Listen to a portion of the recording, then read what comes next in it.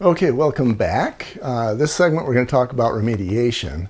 And, there is a very specific way to do remediation right. Again, this knowledge will help you to guide and protect your clients so they know what to expect from a remediator and how to identify a shyster, because there are a billion shysters out there.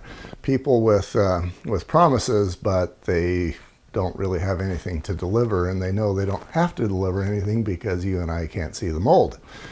That's part of what this training is all about.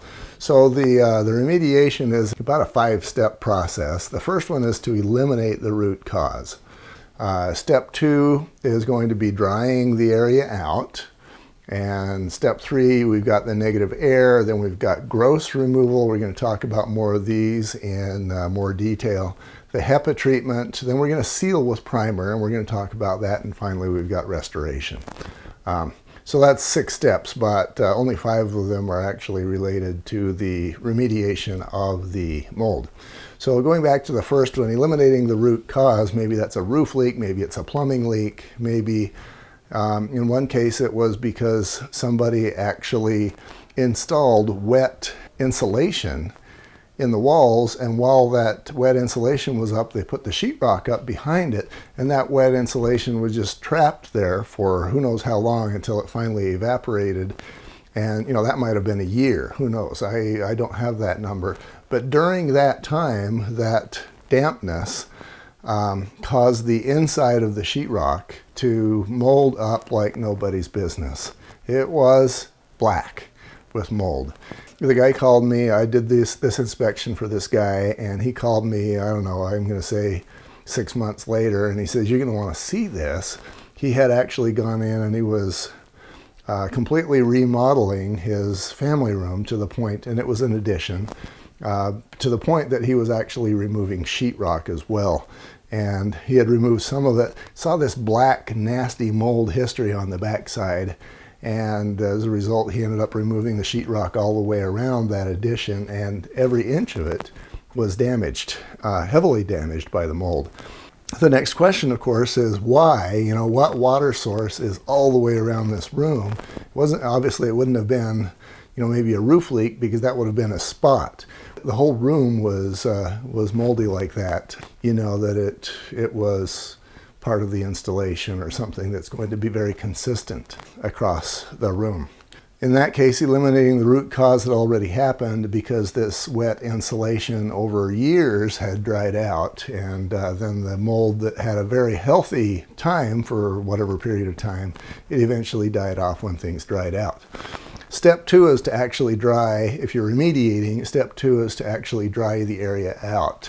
You can do this with a dehydrator, and these are similar to the stuff that you can buy at places like Walmart or Home Depot, but they're much bigger, much more effective.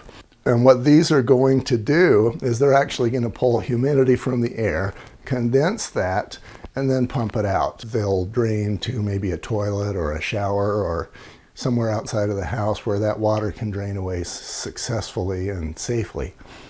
So as they are pulling this water from the air now is drying out, and it's saying, "Hey, I'm dry, I need replacement air." And that's going to pull water from the carpet, from the walls, anywhere that it can get replacement humidity. And in this way, you can very consistently and reliably and evenly dry a room out. You'd think that would be a very difficult way to do it, but this is the way the professionals actually get it done. They'll bring in those dehydrators, and those things are big. They're about 3 or 4 feet tall, and yes, you can rent them at places like Home Depot. They are very effective. Sometimes you got to leave them in depending on how much water there is in the damaged area. Sometimes you can get rid of that in a day. Sometimes it'll take longer than that. But that is step 2, is actually drying the air out.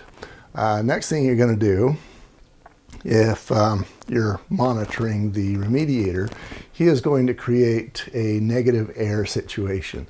This may involve tarps to isolate the affected room. But one thing about mold is that, it's a living organism and it wants to survive. And if it is stressed, what it's going to do is kick a whole bunch of baby spores, if you will, into the air with the intent that those spores will go somewhere else and live. And you don't want any of them to live. You want it all to die. So the last thing you want is to be treating a mold colony on this wall and get a whole bunch of mold spores into the air, which then find their way into the rest of the house while you're trying to eliminate a problem. You know, the irony there of causing a problem by trying to eliminate one, you know, no remediator wants to be that guy.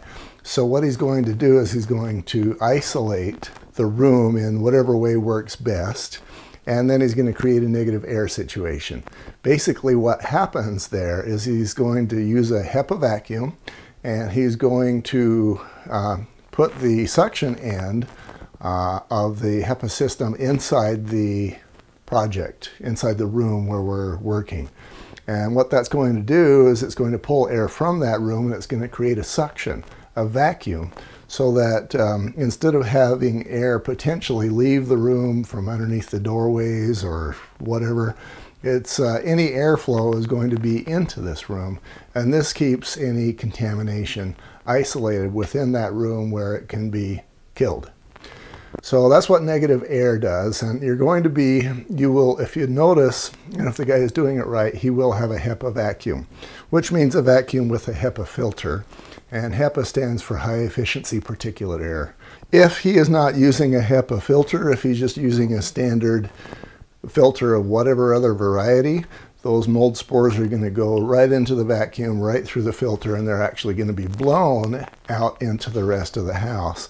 And that is the opposite of what you want to happen. The next thing we're going to do is gross removal. And what that basically means, you know, we've got the room isolated, and now we're going to get the big stuff out. You know, if we've got carpet and pad that has a pile of mold on it, or if we've got the mushrooms growing or whatever, we've got to get that stuff out. If we've got sheetrock or 2x4s that have this big pile of mold on them, then we've got to get rid of those too. The next step, get rid of the big stuff.